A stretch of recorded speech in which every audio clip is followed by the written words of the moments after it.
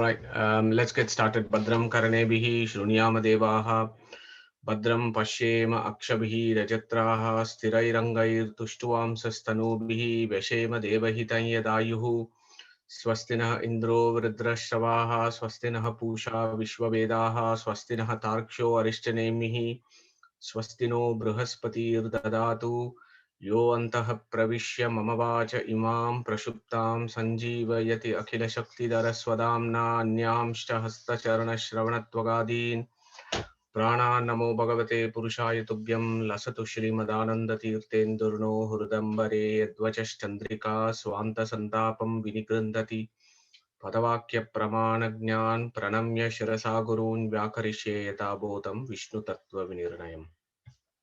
So good afternoon, everyone. So you're all, hope you're all doing fine. Let me just get the slides on. Yeah, so I hope you're able to see the slides. So we carry on with our contemplation on Chandogya Upanishad. My apologies for last week. At a drop of a hat, I had to drive down to London to organize a few things on the personal front, and I just came back yesterday. So that's the reason why we could not do the Chandogya Upanishad part 3 last week. But we are going to deal with it in all its glory this Sunday, and you will all be sufficiently impressed that you will all go back and enjoy the Euro 2021 finals as well at the same time. So it's a big Sunday for all of us. Okay, so we are doing Chandogya Upanishad. Just to remind you where we are, Chandogya Upanishad is part of Samaveda. Okay. There are two big Upanishads in Samaveda, Chandogya Upanishad and Keno Upanishad or Talavakara Upanishad, both very important Upanishad. So Chandogya is the bigger one of the two, and Chandogya has got 8 adhyayas or 8 chapters. Each chapter is profound and important in its own right. The 6th chapter, we have chosen the 6th chapter because it kind of highlights a lot of important philosophical concepts of Sanatana Dharma. So the philosophy of Chandogya and the philosophy of the Vedas forms the foundation, if you like, of all other views of existential questions that have evolved across the globe. So this is the mother of all philosophies, is our Vedas, and Chandogya gives an essence of all the mother of all the philosophies. So last time when we were talking about Chandogya, we set the scene. So in the very first class, as you know, we set the scene as to how this chapter 6 of Chandogya Upanishad starts, which is a dialogue between Uddalaka Aruni and the Shvetaketu. So how did it start? Shvetaketur Aruneya Asa. Tamha pito vacha Shvetaketu Vasa Brahmacharyam Navai Somya Asmat Kulino Ananunucha Brahma Bandhuriva Bhavati iti. So Shvetaketu, don't just become a relative of somebody who knows Brahman. Go and learn about the Brahman. Through that, as I told you before, Uddalaka is directly telling us, let us not claim ourselves to be born to the parents of Hindus. Let us actually know what the Sanatana Dharma is all about. So what did Shvetaketu do? Saha Dvadarsha Varsha Upetya Chaturvamshi Varshaha. So when he was 12, his father told him off. So he went to Gurukula for 12 years. And when he was 24 years, he came back home. How did he come back home? Full of deceit and arrogance. Unlike what would be expected of somebody who has done Veda Adhyayana, he was full of arrogance and ego. Sarvan Vedan Aditya Mahamana Anuchanamani Stabdayeyaya. So that is how the Upanishad captures how this fellow was. He was standing like a pillar, but did not even bother to bow down to his father and do namaskaras to him. Why? Because he thought he had learned more than his dad. He thought he had learned more the Vedas than his dad. And he had a question, is my dad really worthy of my namaskara? Because I know so much more than my dad. Uddalaka Aruni, who is a great philosopher himself, was able to pick up these cues from his son. So he says, Shvetaketo yenno somyaidam mahamana anuchanamani stabdo uta tam adesham aprakshaha. So he said, what is it, Shvetaketu? You're standing there, somebody who looks like full of arrogance. Utatam adesham aprakshaha. Did they teach you that? Yena ashrutam shrutam bhavati amatam matam avijnatam vijnatam iti. Did they teach you that in the Gurukula, by which having heard about which means that you've heard everything, having thought about which means that you've thought about everything, have you known about that means that you've known everything? Did they teach you that in the Gurukula, Shvetaketu? You're standing here like somebody who knows everything, and you're standing here like a pillar. Can you answer me this question? Shvetaketu is perplexed. Katam nu bhagavaha sa adesho bhavatiti.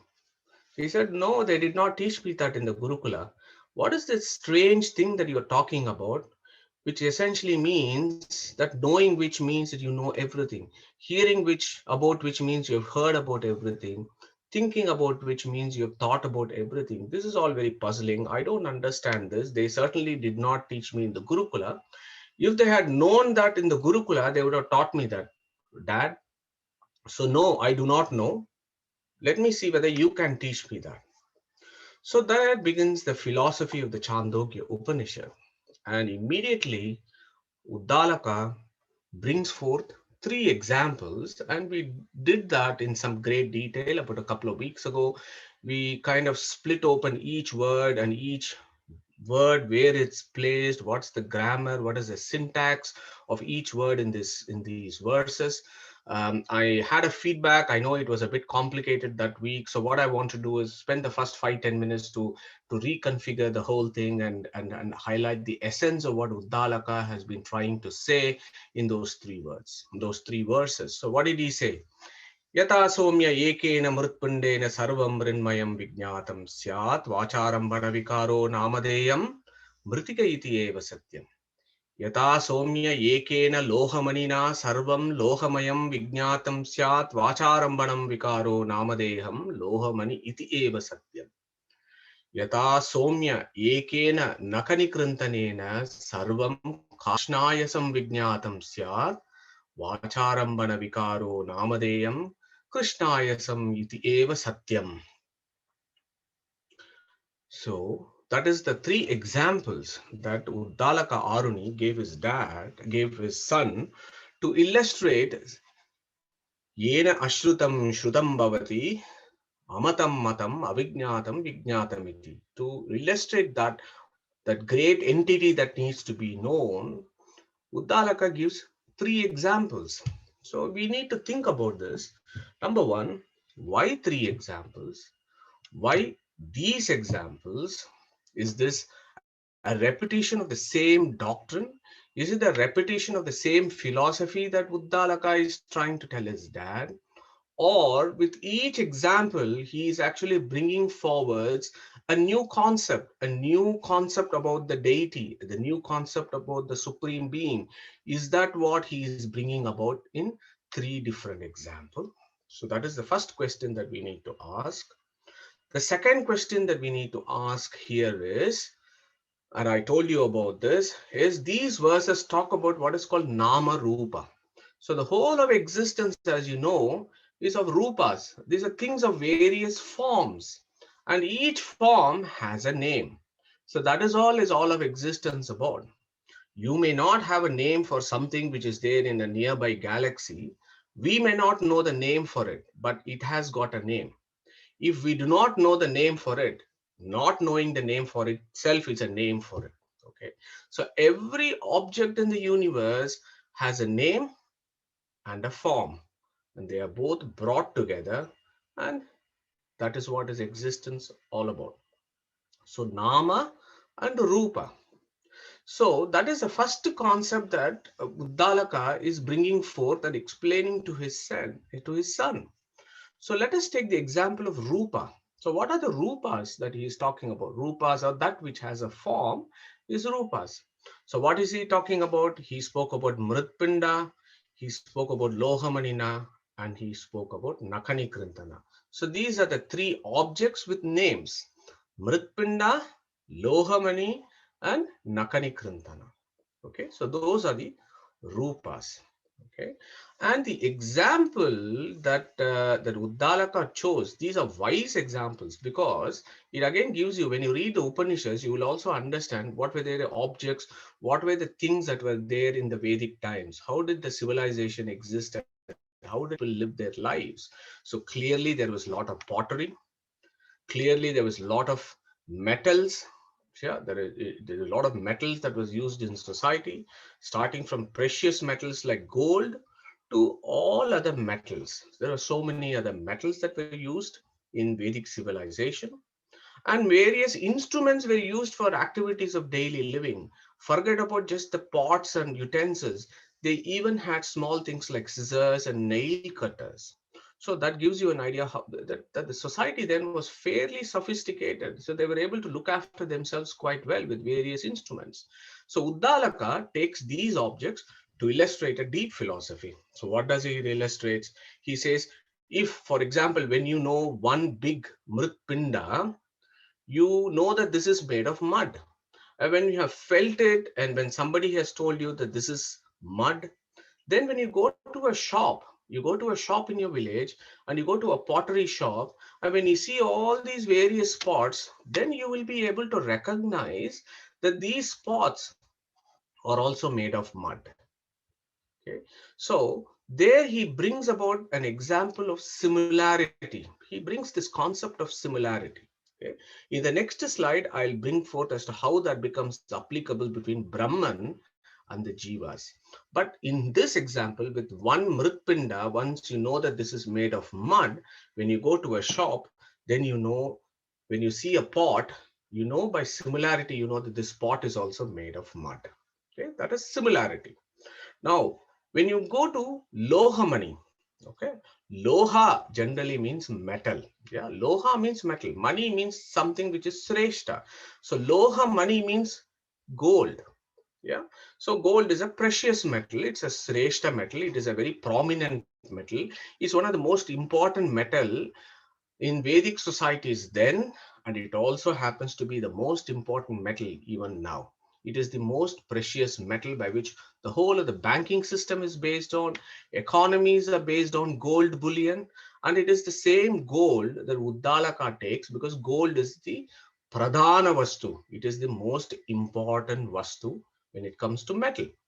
So when somebody touches a nugget of gold and identifies how precious this precious metal, when understands that, and then when he goes to a blacksmith store and he sees so many other metals, so many other articles made of metals, or he goes to a jewelry shop and he sees so many other jewels made of gold, then he is able to recognize, because he knows the pradhana vastu, he knows the most precious metal.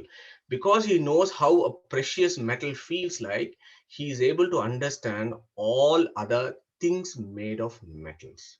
So pradhanya, ability to understand the most important vastu, is called pradhanya. Okay, so he gives the second example, but he gives the second example to illustrate the concept of pradhanya.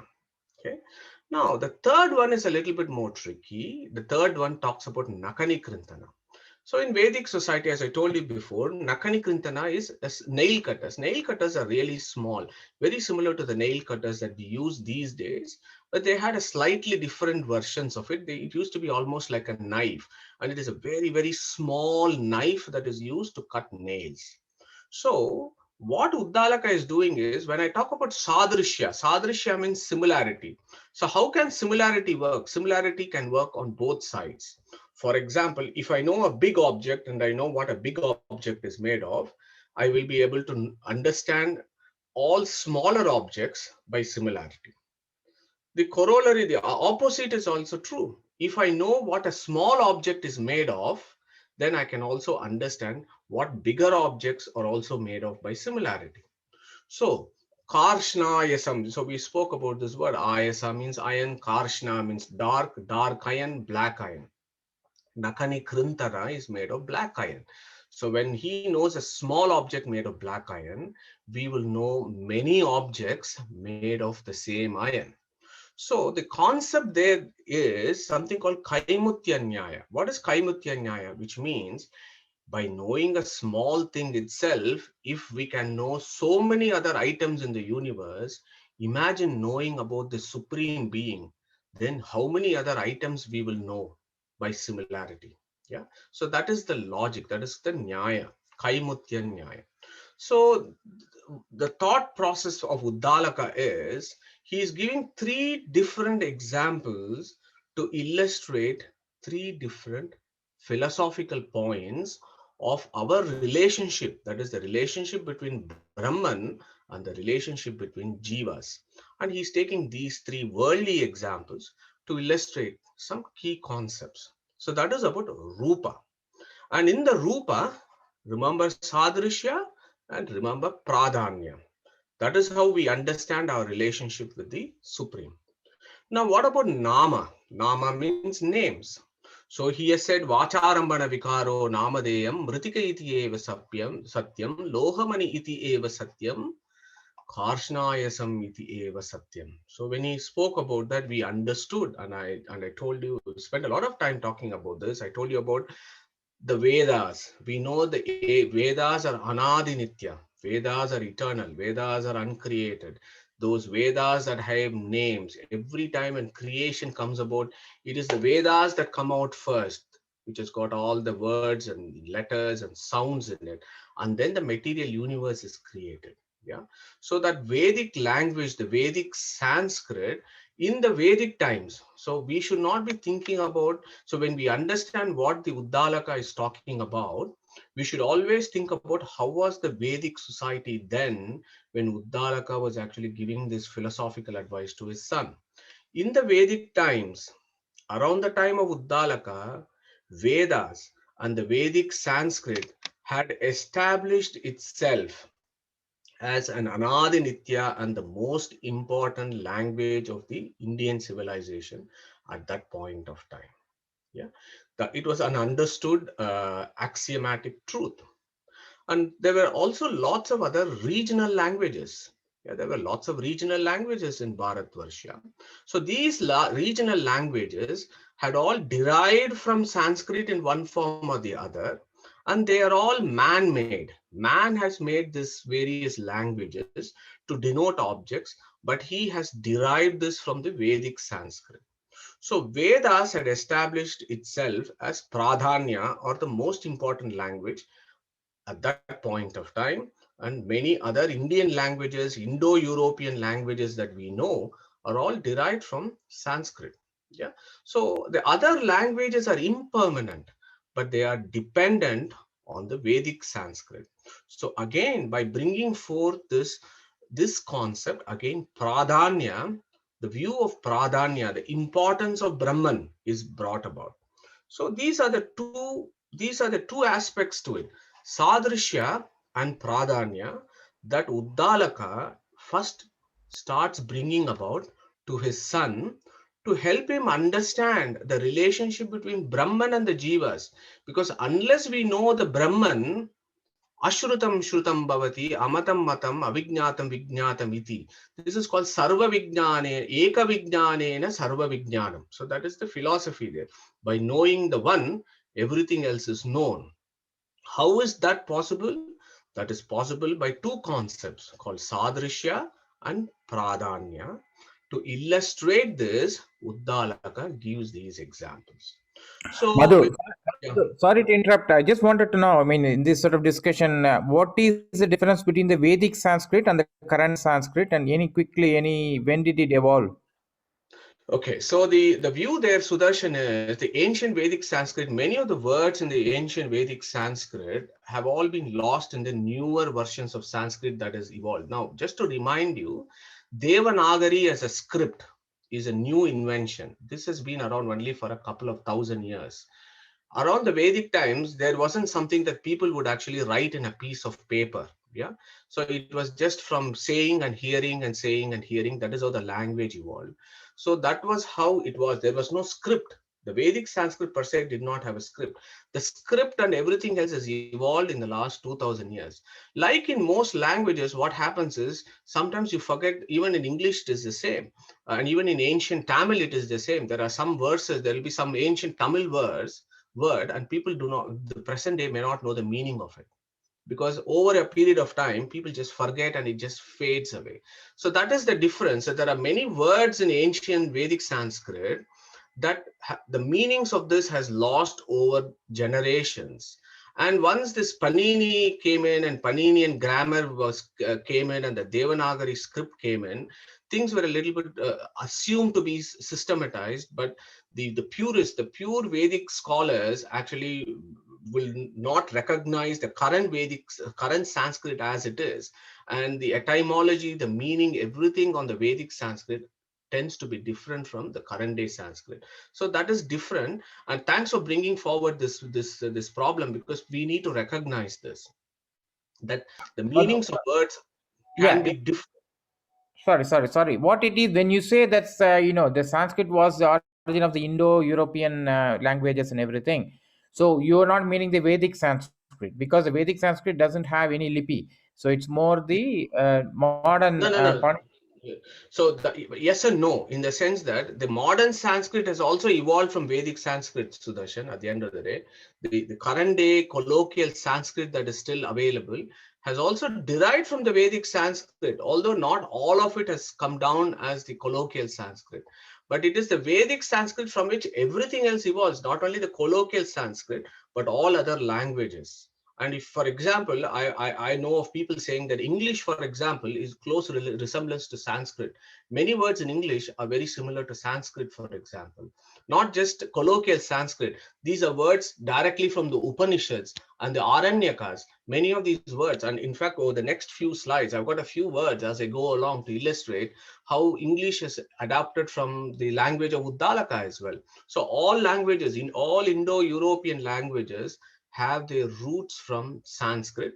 Yes, colloquial Sanskrit also eventually was derived from the Vedic Sanskrit. Hope that makes sense, that sequence. So let's move on. So Nama and Rupa. So Nama then is, so the view there is, we may not agree to it at this point of time. So that is not our point for debate here. The question here is, in Uddalaka's time, what was the prevailing view? The prevailing view was Vedic Sanskrit is Anadi Nitya, and Vedas are Apaurushaya, and all other languages are impermanent and they are dependent on the Vedic Sanskrit. So again, by bringing forth this equation, Uddalaka talks about pradanya. That is the preeminence, is the literal transliteration of the word preeminence.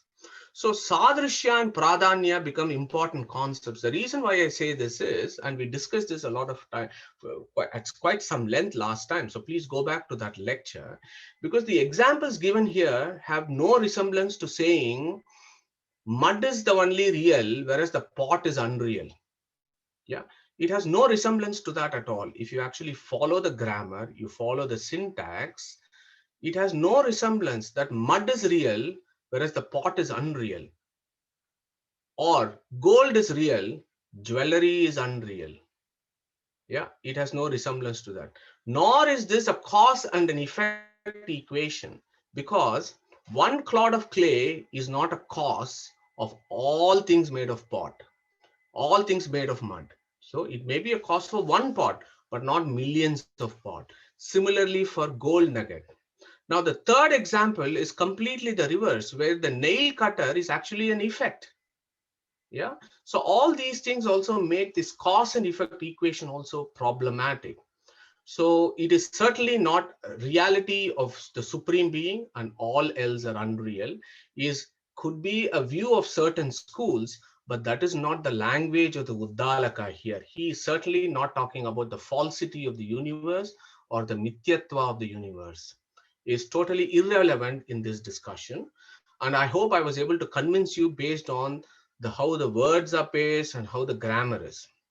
Yeah, so that is Sadrishya Pradanya. And Sadrishya can be two ways. From bigger, when you know the bigger things, you know many smaller things. Or if you know one small thing, you'll know many other things. So Sadrishya goes on two directions and then Pradanya. So hold on to that thought, because the next slide just builds this philosophy up a bit more. Because you may ask, Uddalaka has been saying all these, giving all these examples. How is that related to the supreme being and the jivas? How is that related? How is Uddalaka bringing this equation? So I've made that slide for our convenience here. So let's look at Sadrishya. Sadrishya means similarity. Brahman and Jiva. Brahman is aprakrita, non-material. Jiva is aprakrita. And Gita chapter 2 talks about this quite a lot. Brahman is infinitely Satchitananda. Jiva is to some extent Satchit Ananda. Brahman is Anadi Nitya, uncreated and always there. Jiva, Anadi Nitya, uncreated and always there. So that is our similarity between, so that is the similarity of the jivas compared to Brahman. So the example fits here perfectly. There is only one Brahman.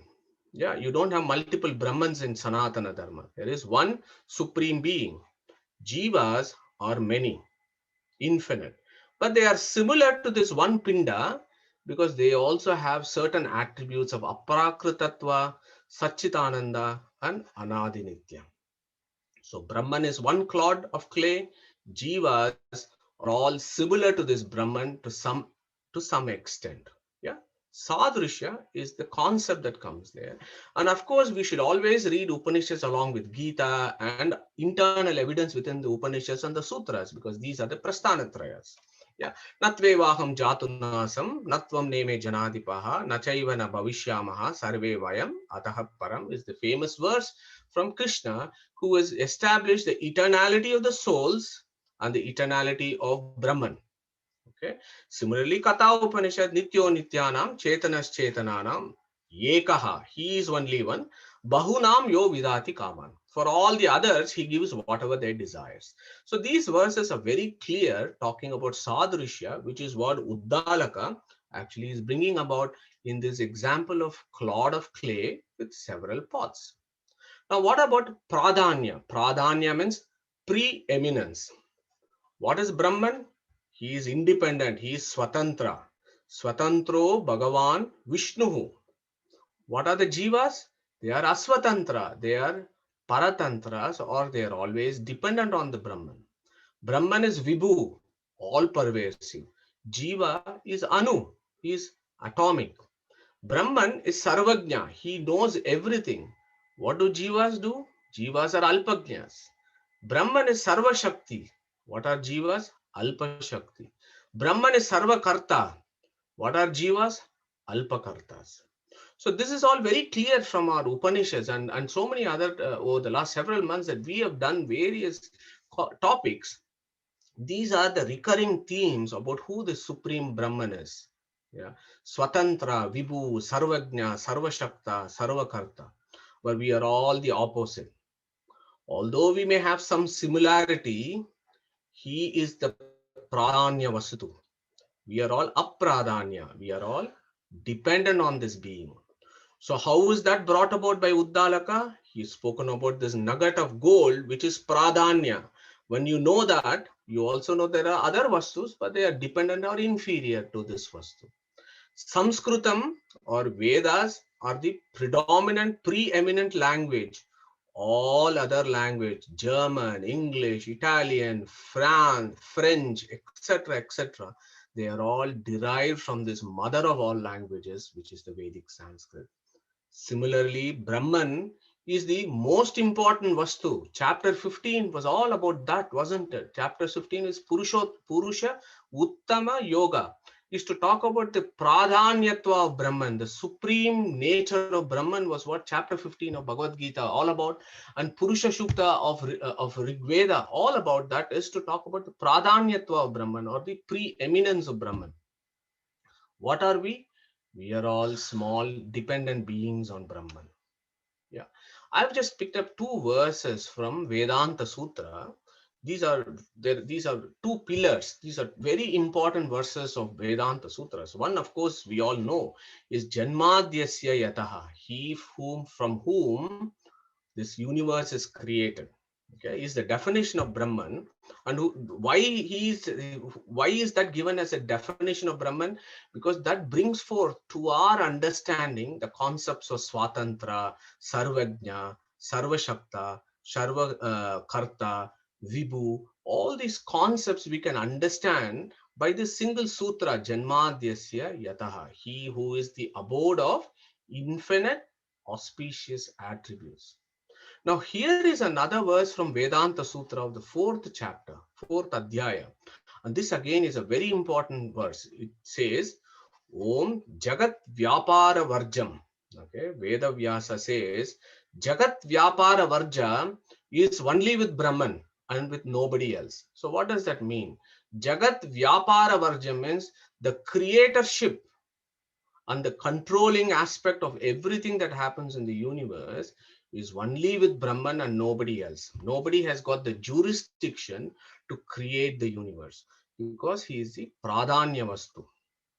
Okay, so this Pradhanatva becomes very important. We can understand some Sadrishya, our similarity to the Supreme Being, but we are nothing compared to the Supreme Being, is the Pradhanya concept of the Upanishad, which is what Uddalaka has been discussing with his son. Because when we know the Pradhanya Vastu, Eka Vijnanena Sarva Vijnanam. And of course, there are empty number of verses in our Shastras that actually bring about this concept of Pradhanyatva of Brahman. We know, of course, the 15th chapter, Uttamaha Purushastu Anyaha Paramatma iti Udahrutaha Yo Lokatrayam Avishya Bibharti Avyaya Ishwaraha.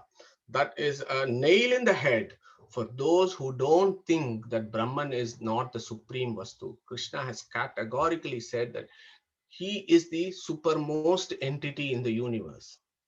Yeah. This in the 8th chapter again, Krishna says, Aksharam Brahma Paramam. Yeah, I am called Akshara. I am the supermost being. Yeah. Now, all others, I am the supermost being and I am indestructible. Avyaya Ishwaraha. All other entities in the universe has some form of destruction of some type. Acharya, for example, in Tatparya Nirnaya will say, what are the various types of destruction? Anityatvam, Deha Hanihi, Dukkha Praptir, Apurnata. Okay? So, Apurnata means not being complete. Deha Hanihi means body is getting destroyed. Dukkha Prapti means subject to suffering. Anityatva means having impermanent bodies. Yeah. Nashat Chaturvidaha Proktaha Tad abhavo harehe sada. These four do not exist in the Supreme Being, and hence he is the highest. Yeah. Vyasa in Brahma Sutra, he is given a separate adhikarana also called Akshara Adhikaranam, where he talks about the supreme nature of Brahman. And again in Gargi Brahmanam, Yajnavalkya says, Sahovacha Etadvai tad aksharam garhi brahmanaha, and he says he is that akshara whom everybody else celebrate. Okay, so the key concept there I wanted to bring about here is by bringing about pradhanyatva and actually bringing about janmadhyasya yataha, the creatorship of the universe, as an example, as a classic example of preeminence of Brahman is brought about. We have not created this stupendous universe. Yeah, let us get that fact. He who thinks he is Brahman first should answer that question. Does he think he has created the universe? Yeah, yeah. They should use their basic common sense, and people should use a sense of reasoning before they claim themselves as God. Yeah, this is a very unfortunate, ill-informed philosophy that is prevalent. For those who think I am God, we should ask them, did you create this stupendous universe? What the hell are you talking about? Did you create this universe? Have some reasoning and sense with regards to the type of philosophy that you talk about. You are claiming yourself as the Janmadhyasya Yataha. You must be really deluded to the highest levels. Yeah. So the key concept that Uddalaka is saying is pradhanyatva and sadrishya, which is what the bimba and pratibimba concept all about. The object is pradhanya. Pratibimba is dependent on the pradhanya, but it also has an element of similarity to it. Yeah. So that is our relationship. That is the relationship between jivas and Brahman. Rigveda brings this very, very categorically, this famous verse, Rupam Rupam Pratirupo Babuvaha Tadasya Rupam Pratichakshanaya. For every jiva, there is a corresponding form of Brahman, which is inside the jiva as its antaryamin. Okay. This is a key philosophy of Sanatana Dharma, that there is Paramatma in all of us. He is called Antaryamin. Yeah. These concepts tell us about the Pradhanyatva and Sadrishya. So this forms the foundation of our philosophy, and that is what Uddalaka is telling us. So moving on to the next slide. So the next question is, Pradhanya then becomes an important concept. Pradhanya is the preeminence. And I told you about the preeminence of universe of Brahman, we know only by his creatorship of the universe. When we understand the creatorship of the Supreme, then we understand the preeminence of the Supreme. Eka Vijnanena Sarva Vijnanam. And how does Uddalaka build this concept? He takes this Veda Vyasa's views, Janmadhyasya Yataha and Jagat Vyapara Varjam, and then he goes in the next section to talk about this. And that is what we need to do for the rest of today's talk. Probably the first paragraph, we will do this first paragraph if we can, and maybe a line here. Yeah. So I hope you will find this interesting, because then immediately what Uddalaka says, he goes to talk about the creation of the universe. You may ask, why should Uddalaka talk about the creation? This discussion is relevant only if the created universe is real. First point that I want to stress here. Unless we accept that the universe is real and created, there is no point in which Uddalaka should bring about this whole philosophy of talking about the creatorship of the universe. Because with that example, he says, look, this is how the world is. We are all dependent on him. So if you know that being, then everything else is as good as known, is what he's trying to help us understand. So to make that legible for us, he talks about the creation. So immediately in the next verse, he goes to talking about creation. So I had asked you to look at those two videos on creation that we did about 1.5 years ago, and I hope some of you have done it, because that forms the basis for what we are going to be discussing next. Yeah. So what Uddalaka then goes is, he goes to the fundamental physics, he goes to the fundamental aspects of creation of the universe here. So he immediately says, so in the previous line, I forgot to tell you that. So when he spoke about all these three examples, our dear Shvetaketu, he understood some of it, like all of us, but he quite didn't get everything that Uddalaka was saying. So he actually says, I understand something, Dad, but can you just explain to me a bit more? So he said, okay, I'll explain to you. And then he talks about this creation. And what does he do in the creation? The very first line, he says, so I'll read out this paragraph because it is so beautiful, and we'll take up the first line, which is again is a cryptic verse that has tickled so many acharyas.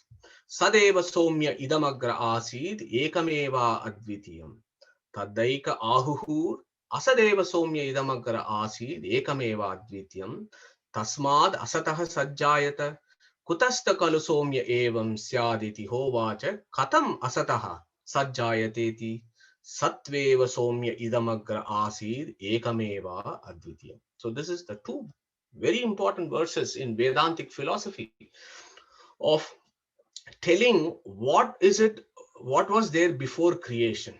First point. And was there anything before creation at all, or creation came from nothing? Yeah. What was it before the Big Bang? So our Uddalaka goes to the root of the problem, and he puts this very first verse, Sat eva somya idam agra asid. Okay. Agre. So we have done this. I want you to recollect this. Agre and Sarge. Okay. Agre means before creation. Sarge means creation. Yeah, those are the two common words. In Bhagavatam, it comes quite a lot. So agre means before creation. Sat eva, idam agre. So Sat, that Sat alone existed before creation. Asid. How was that Sat? Ekameva Advitiyam. Okay, so that is the literal meaning of the word. So let's deal with this. Let's go into this particular verse. What is it that Uddalaka is trying to tell us?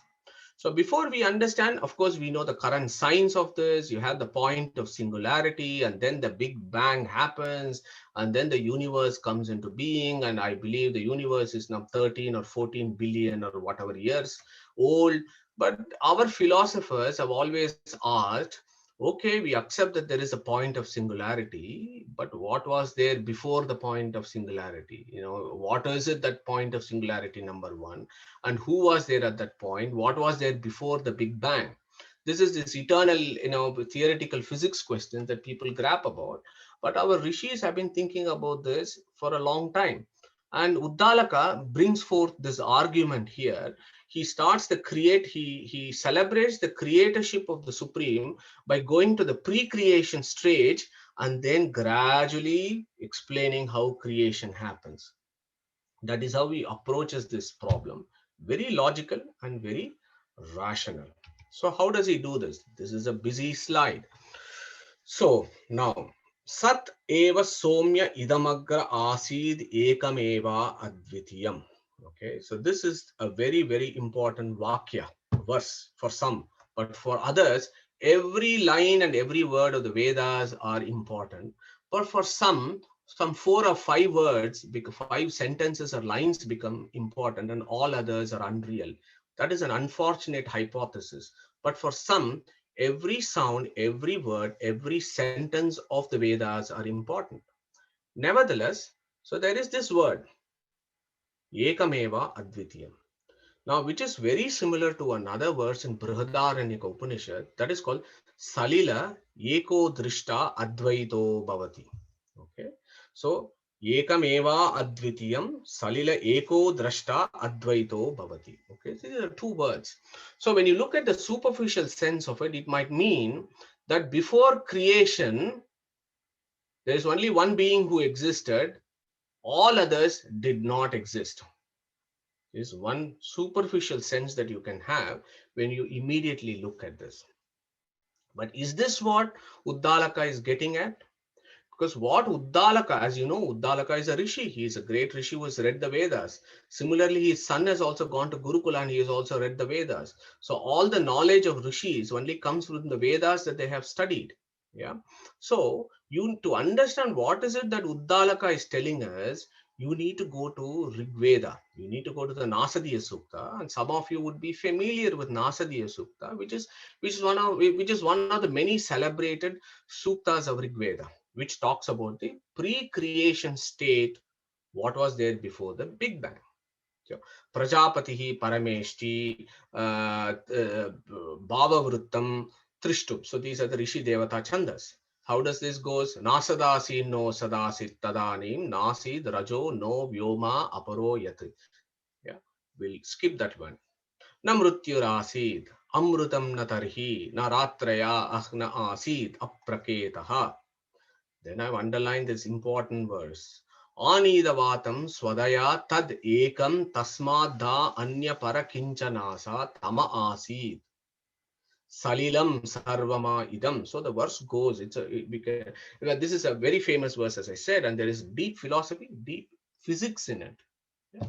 So this verse talks about what existed and what did not exist in the pre-creation state. So with this background, we need to approach what Uddalaka is telling us. So for our benefit, I've just put this in a table as to what this Rig Veda mantra is saying. So what was not there? It said Sat was not there. Na Sad Asit, Na Asat Asit. So no na so na Sad Asit, na Asad Asit. So Sat was not there, Asat was not there. That itself is puzzling, because you don't say non-existent was not there. So that doesn't make sense. Yeah. Non-existence is non-existence. So you don't say non-existence was not there. Yeah. So that is a stupid interpretation of it. So what that actually means, that asat must have a different meaning. You don't say non-existent did not exist. Yeah. So sat did not exist, asat did not exist. Raja, Vyoma, night, day, Mrityu, Amritam, these entities did not exist. But what was there? Tad Ekam, that Lord existed. Tamas, Mula Prakriti existed. Salilam is another name for tamas. So it says Mula Prakriti existed. Tadanim once, then means absolute time. So the Rishi is saying, before creation, the Supreme Lord existed, the Mula Prakriti existed, absolute time existed, whereas other things were not in existence, meaning had not come into manifestation. Sat, Asat, for example. So I want to take this, what the Sat and Asat is, and again for our convenience, I put Sat and Asat. Again, this is important when we study the Vedas and when we study the Upanishads, we need to understand in what context what word is used, because they have different meanings. Sat, for example, can mean bhava or existence. Murta means that which has a form is called Sat. Vyakta means that which has come into manifestation is called Sat. Brahman, we know, is called Sat. Krishna calls himself Om Tat Sat. Yeah, my name is Sat. So Krishna also says I am called Sat. Sat also means right. Sat also means Sreshta Vastu, predominant, preeminent Vastu. Sat also means effect. Asat can mean abhava. Amurta means that which does not have a form. Avyakta, that which has not come into manifestation. It can also mean mula prakriti. It can mean wrong. It can mean lower vastu. It can mean cause. Yeah. So these are all the meanings of Sat and Asat. So when we are, what we need to do is place what this Sat here means and then understand what Uddalaka is telling us. And the reason why I have put this is, you can go back to this slide and look at it before, later. But when you read the Upanishads or when you read the Bhagavad Gita, Nasato vidyate bhavo na abhavo vidyate sataha. Okay. What is that Asat? What is that Sat? You need to use this table here and understand what is it that Krishna is telling us. To understand what Sat and Asat means, you again have to go to internal evidence within the Brihadaranyaka Upanishad. So there is a very important Brihadaranyaka Upanishad which says, Ata amurtam vayoscha antariksham cha tad etad murtam yad anyad vayoscha antariksham cha. So what does mean is murta and amurta. Sat means which has a form, Asat means which does not have a form. So let's not go into the details of Brihadaranyaka Upanishad, but my idea here is to impress upon you that these words have got several meanings. Okay, so one thing we understand here from Nasadiya Sukta is there were a lot of other entities before creation. Sat was also there. So if you take that into equation, then here Sadeva Somya Idamagra Asid. How was that, Sat? Anidavatam Swadaya Tadekam. Okay, but Ekam Eva, how was that Sat? Ekam Eva Advitiyam. That Advitiyam there cannot mean nothing else existed. Because if you look at Nasadiya Sukta, which tells you about other things that existed. Yeah. So now look at you may remember we did this in chapter 15. Yeah. Who is that Sat? And there is this representation, isn't it? That metaphor of Krishna as a baby lying on the Ashwagandha leaf on a water. What is that? Krishna is this Sat. Okay, Asid, Ekam, Eva. Advitya means, then means these, if Advityam there means that nothing else existed, then this celebrated metaphor that we use then means that the leaf should not be there, the water should not be there. But that is the symbolism that we have in our Vedas. And as you know, Hinduism is full of symbolism. So the symbolism itself tells you that this chap exists. Other things also exist. He is lying on that, means that he is the pradanya and he's controlling all other vastus and everything is below him. So that is the symbolism of that, and that again gives you a clue that other things exist. It is not that other things do not exist or an illusion. Other things exist, but they are dependent on him. But in the pre-creation state, they haven't yet come into manifestation. They haven't yet come into manifestation is the meaning there. So when he says Sadeva Somya idam agra asid, this is the metaphor that we need to understand. So immediately Uddalaka says, so how is that Sat? He explains that Sat, you can describe him as Ekam Eva Advitiyam. Yeah. So this is an important verse here. So what is that Ekam Eva Advitiyam? You have to break it open. Ekam Eva and Advitiyam. So this is the beauty of what Uddalaka's philosophy is. Every word opens up into deep sense of philosophy. So the first word that he has used is Ekaha. Ekam. He describes the Sat as Ekam. So what does that Ekam means? So he said Ekam Eva Advitiyam. Ekam Eva. Let's take that word. You break it open. Ekam plus Eva. Okay. So what does Ekam there mean? Cannot just be one. One is fine, is one meaning. But that Ekam has got multiple levels of meaning in Vedic philosophy. Okay. So one meaning of Ekam is, let's go to Purusha Shukta, the very first verse. Sahasra Shirisha Purushaha Sahasra Akshaha Sahasra Path. This Brahman has got infinite, he has infinite heads, he's got infinite eyes, and he's got infinite legs. So that is one meaning of Sahasra, as you know, means Ananta Vachakaha. But Sahasra also means Sahasaranat, Sahasarati. That means that him and his arms are non-different. For us, I put us here. We have this body and we are this jiva. Our jiva is us, but our body is different. So we are different. But for him, he is ekam. His body and him are one and the same. And that is why he is called Sahasra Shirisha Purushaha in one interpretation. The etymology is Sahasaranat. His arms are always with him. His eyes are always with him. His head is always with him. Yeah. So what that means is Swagata Veda Rahita, which means there is no difference between him and his various aspects. So that is the literal meaning, or the Vedic meaning of what Uddalaka is getting at when he uses the word Ekam.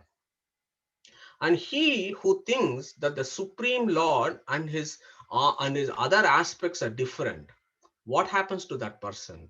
And I've told you this before. Katha Upanishad gives a very good example. It says, Yata udakam durge vrishtam parvateshu vidavati yevam dharman pritak pashyan Stane Anu Vidavati. So, like how when the rain falls and the water gushes down the hill, similarly, he who thinks that the Supreme Lord and his various aspects are different will fall down to the lowest pits of hell. Yeah. So, Ekam there essentially means that the Lord and his various aspects are one and the same. There is no difference between Vishnu's eyes and Vishnu's nail and Vishnu's hair and Vishnu. They're all the same. Yeah.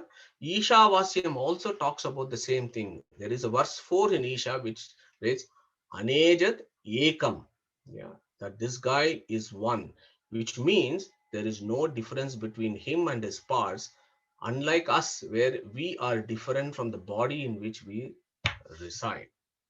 Okay. So the Ekam has got multiple meanings. Otherness from something, primacy of the given, independence of initiative, number one, being the same everywhere, uniqueness, lordship, uniformity of presence everywhere. So those are all some of the meanings that I picked out of what Ekam in Vedic Sanskrit actually means. Okay. Just to say one is helpful, but that does not allow us to understand the deep philosophy of what Uddalaka is telling us. So when he says Ekameva, here is the etymology of Eka. Eka means Esha Eva Karoti Ekaha. Esha Eva Karoti means he is the creator of the universe. He alone is the creator of the universe. That is why he is called Ekaha. Okay. So just as a slight twist, I just wanted to put a story here of bringing this concept of Ekaha. So this is a story from Madhva Vijaya. It's a story of the life of Madhvacharya. So once what happened was Madhvacharya did a second trip to Badrinath. He did a second trip to Badrinath. and he was crossing the north of India, and he comes to river Ganges. So the Ganges is flowing very fiercely, and he with his disciples manages to cross the river.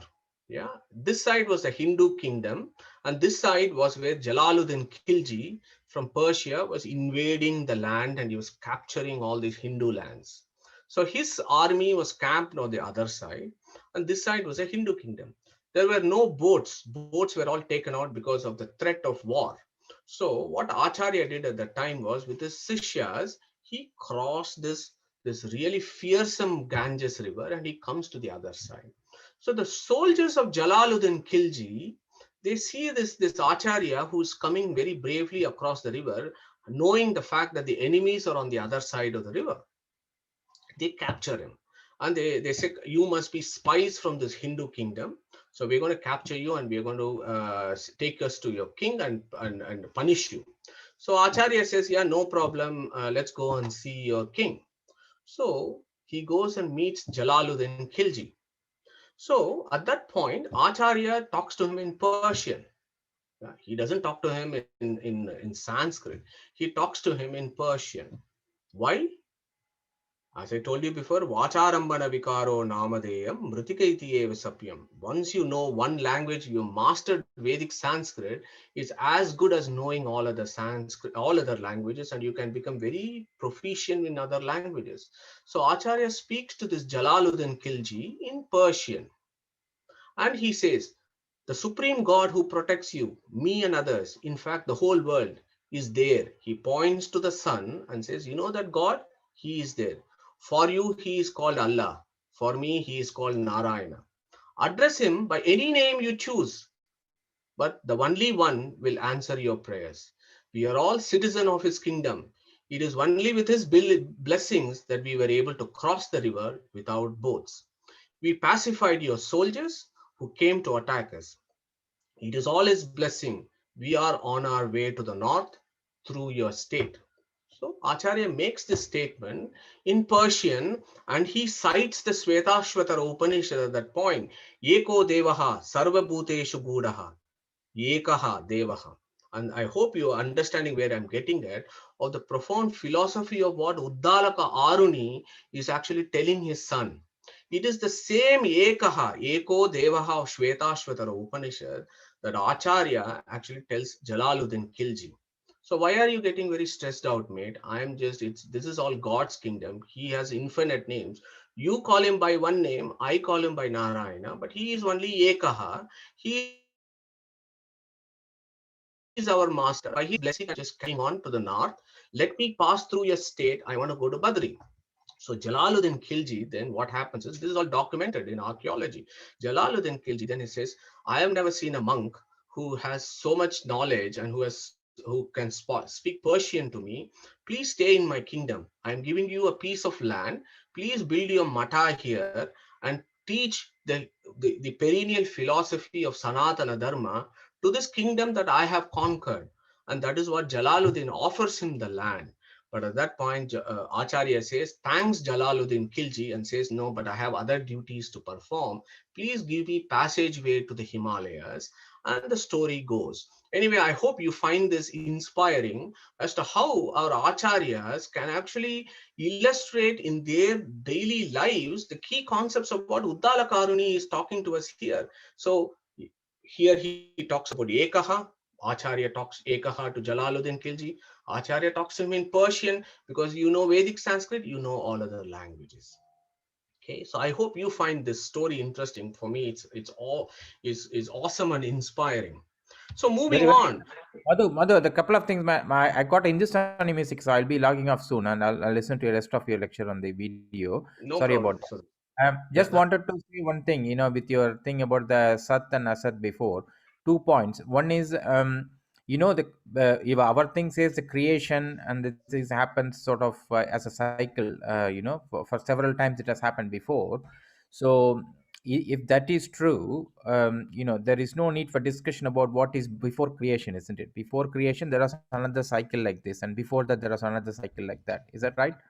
absolutely right, Sudarshan. I've actually got a slide coming up next, which actually captures the points that you have raised. So if you stay for a few more minutes, it is there. It is there in the following slide. But anyway, if you to rush off No, now, I you can just catch up listened with the to slide. that slide, but I just wanted to say many of us might have listened to this series in the Doordarshan in the 80s, Discovery of India by Jawaharlal Nehru. It was based on the book of Jawaharlal Nehru. And if you remember, that song, which is like, with the introduction song for that every week in the series is Srishti se pahle sat nahi tha, asat bhi nahi, akash bhi nahi, Antariksha bhi nahi tha. So like that. I don't know whether you all remember. Some of you might remember this song. Yeah, that's a So literal translation of Nasadiya Sukta. yeah. So this song used to come. We were all very young in my, 8th standard, 9th standard, like that. So it sort of, when you were saying this, it made sense actually. That's all. Thank you. Sorry. Beautiful, beautiful, Sudarshan. Very well put. I got a slide illustrating that. So let's keep going. So I hope the story was interesting, because the next one is another very beautiful story of Yamunacharya. Sudarshan, I hope you stay for Yamunacharya's Yeah, story. yeah. So this one is, so now the question is, we now understand that Sadeva Somya Idamagra Asit. Yeah, the Sat was there before creation, but from Rig Veda we know that other things were also there. Absolute time was there. Mula Prakriti was also there at that point. Nasadiya Sukta has made it very, very clear. And so, but who is this Sat who was there before creation? Uddalaka then qualifies, he is Advitiyam, mate, he is Advitiyam. Okay. So that tickles some schools and said, oh, look at this. So only one existed, nothing else exists. Everything must be imaginary. All other things must be unreal, because this verse has said Advitiyam. So let's see whether that is what it is. Absolutely not. And Yamunacharya, who is Ramanujacharya's guru, he brings forth this argument so beautifully in Siddhitraya, which is one of his works, which is work of Visishtadvaita. So what does that actually mean? What does Advitiyam actually mean? So Advitiyam means two things: none like him and none superior to him. It does not mean nothing else exists. It just means there is nobody like him and there is nobody superior to him. Okay.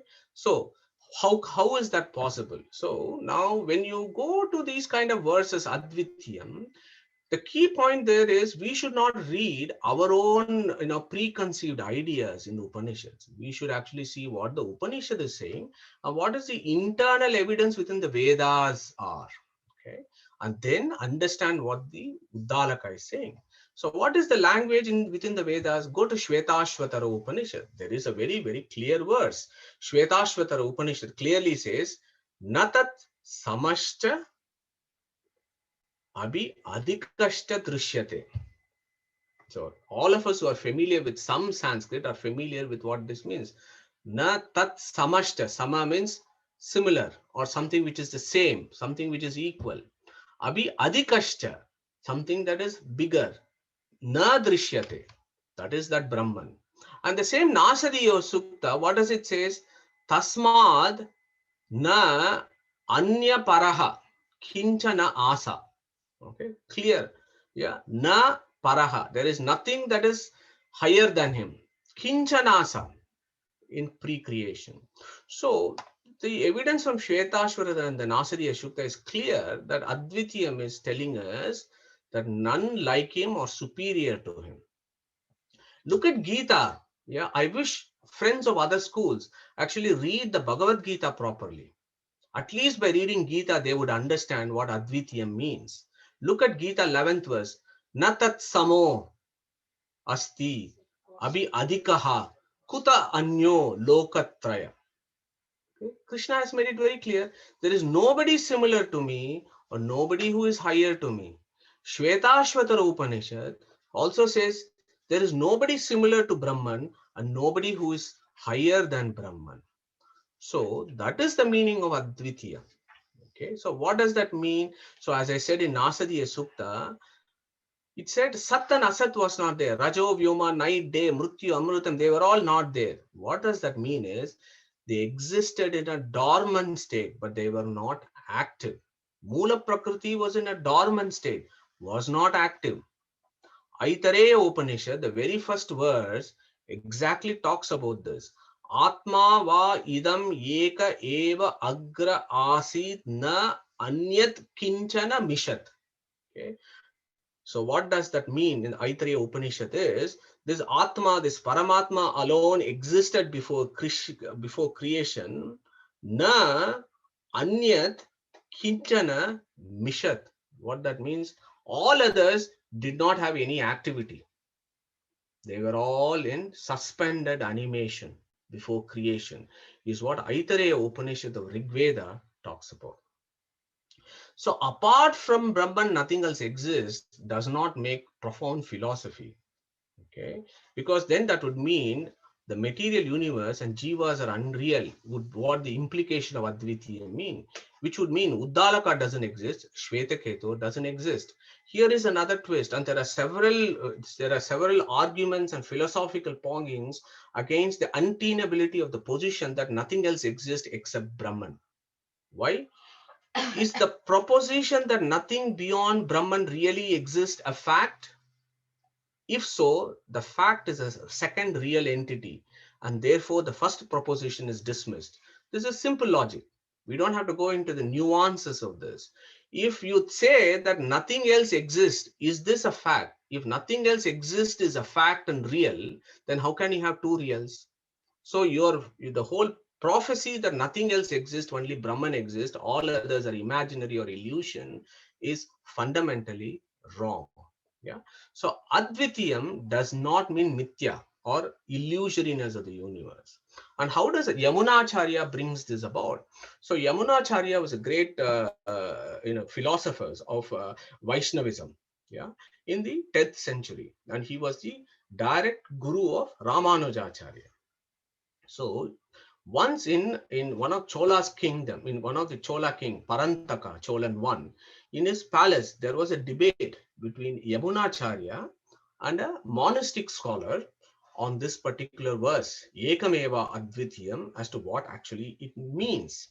So Yamunacharya, at that point, he wins this argument against this monastic philosopher, and then he gives a very simple example, and he says, when it is said, our Chola king is one without a second in this world, it only rules out the existence of any other ruler equal to him, but not the existence of his son, his staff, or his queen. Yeah. So that is a similar argument that Yamunacharya gives when he talks about Ekameva Advitiyam. So I hope you understand and appreciate and enjoy these kind of discussions, because these words, Ekameva Advitiyam, Sadeva Somi Idamakara Asit, Ekameva Advitiyam, these are profound verses of philosophy. And so much information is packed in each words, and I'm just enthusiastic to share those various information that is packed in each verse. And what are we here at the end of the day? We are here to understand what the truth is and what the Vedas are telling us, rather than the hypothesis of preconceived ideas. Okay, so let's move on, and might have some 10 minutes to finish this session today. So very next verse, what happened? So he said, Sadeva Somya idamagra asid ekameva advitiyam. But you know what, Shvetaketu, some philosophers think Taddaika ahuhur asadeva somya idamagra asid. But you know what, Shvetaketu, some people think before creation asadeva idamagra asid. Before creation, nothing was there. Yeah, is the view of some philosophers. But according to Sanatana Dharma, Sad eva somi idamagra asid. So what does our Uddalaka actually telling us? Asadeva idamagra asid ekameva advitiyam. And then tasmad asataha sajjayate. Some people claim, some philosophers says that creation comes from nothingness. Creation comes from asat. Okay. So how is that possible? And the Uddalaka himself takes that argument. Kutastakalu somya evam syaditi hovacha katam asataha sajjayateti. How is it possible that creation can come out of nothing? Yeah. So ex nihilo, as it's called. He takes this argument. This is an important argument because to establish that it is the Brahman who was there before creation, and that Mula Prakriti was there before creation, and that the Mula Prakriti then goes into transformation, which is what the material universe is all about. Uddalaka takes this point. Last time we spoke about various theories of creation, karya and karana. This can be sat, asat, and so on, and how various schools have various views on this. We don't have time to go back to it again, but I would request you to revisit that session where we spent some time talking about this. So there is a Buddhist view that is called asat karanavada. So that is, this world comes from nothing. Yeah, so that itself is problematic. Yeah, non-existence alone was there. Yeah, asat eva somya idamagra asid. Look at how self-contradictory the whole sentence is if you take that interpretation. How can you say non-existence alone was there? How can you say non-existence was there? That is self-contradictory. So that is the first problem of this view. Yeah, non-existence alone was there. Now, Pringle Pattison, he's a Catholic philosopher. He asks a very good question in the idea of God. Worth reading that book. So the Catholic view is also very similar to the Buddhist view that creation comes from nothing, ex nihilo. Pringle Pattison asked this question: what induced the deity, which had obviously kept in its shell all the time, to suddenly take it to come out and call a universe into being? So these are fundamental questions. No answers from certain schools. Yeah, but the question has been asked, and I just wanted you to.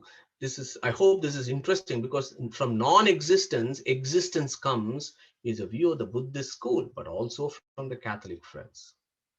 So our man asks Tasmat, so our Uddalaka then says Tasmat Asataha Sajayate. So the views of our Buddhist friends is Asataha Sat Jayate. From non-existence, creation came about. Okay. Now this is a classic example of misunderstanding the language of the Vedas. Yeah. So much of the concepts in other schools of philosophy, including Buddhism, comes from the Vedas. But unfortunately, some folks have misunderstood what the Vedas are talking about. Look at Taittiriya Upanishad. There is a verse, Asatva idamagra asid. So Taittiriya Upanishad itself says, Asadva idamagra asid. Asat was there before creation. Yeah. And our other friends in this school, they've taken that asat to mean non-existence. But actually, asat does not mean non-existence. Asat means unmanifestation. So there are two meanings of asat: unmanifested Mula Prakriti or the unmanifested God. Both of them existed before creation. There is no problem with this view. But a case of not understanding of the language of the Vedas sometimes can lead to dangerous philosophies. And I also explained last time, Shunya. Yeah, from Shunya, world has come is one view of Buddhism. But what is Shunya for Vedas? Shunya is the name of Vishnu. And I told you the etymology of Shunya before. I have no problem. Shunya, world was created by Shunya because Vishnu created this world. There is no problem at all. So Uddalaka takes this point, but then again tells you how the civil society was at that point. He talks about how even in the society of Uddalaka's time, there was these kind of views that asataha sajjayata, that from nothingness creation came about. But Uddalaka says that is not possible. Kutasta kalu somya evam syaditi hovacha katam asataha sajjayateti. How is that possible? Nowhere is it seen that something comes out of nothing. This is simple logic. Have we in our life seen something come out of nothing? It is nowhere in this world seen.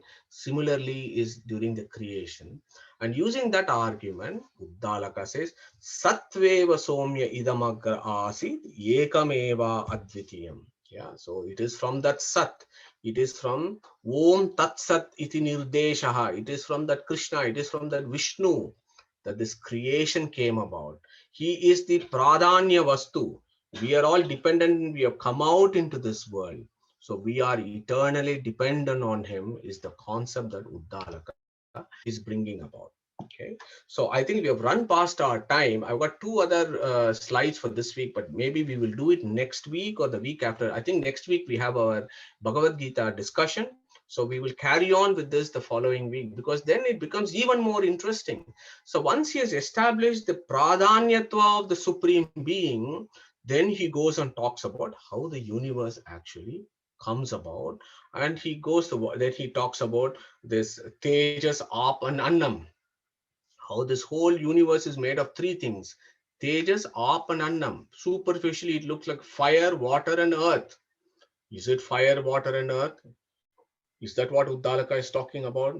Is there a deeper philosophy?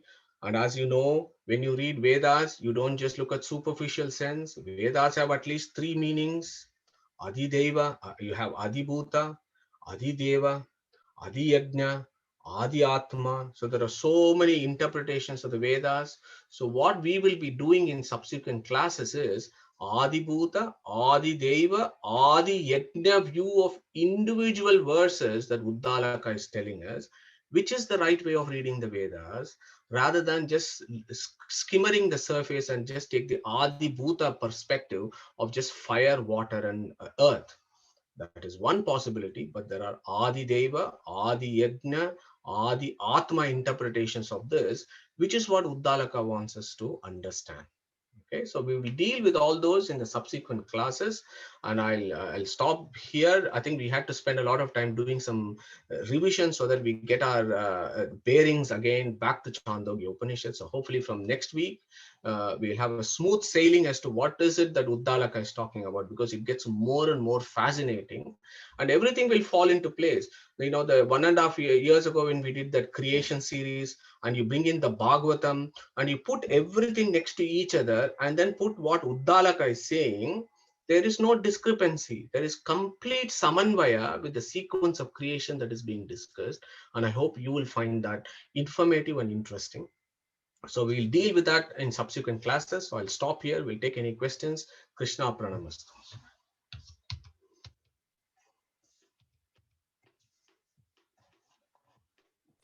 Any question?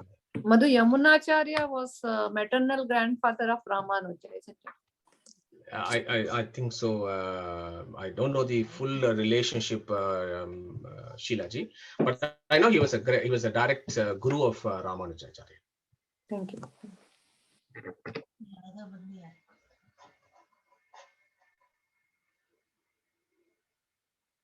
Okay, so there is a silence. So it looks like you're all taking in, and you'll be doing manana over the next few days. Yes, and it's very nice. And it's very nice explaining, Trivrat Karana and all, Nama, So Rupa, Adhyanya. Yeah, fantastic, Shilaji. Thank you. So we will so the Trivrit Karana is actually fascinating concepts of the Trimurtis come in there. Who is this Rudra? Who is Shiva Tattva? Who is Lakshmi? Who is Chaturmukha? Who is Mukhya Prana? All those things come into that philosophy. So that'll be very interesting. You have already done that, isn't it, once? So it will be revision for us who have been there for a long time now. Yeah, absolutely. Okay, thank you. If there are no more questions, shall we call it a day? Thank you. Thank you very much. Okay, so who is going to recite Om? So Pragnesh, do you want to recite Om? Yeah, three times. Once is fine. Okay, thank you.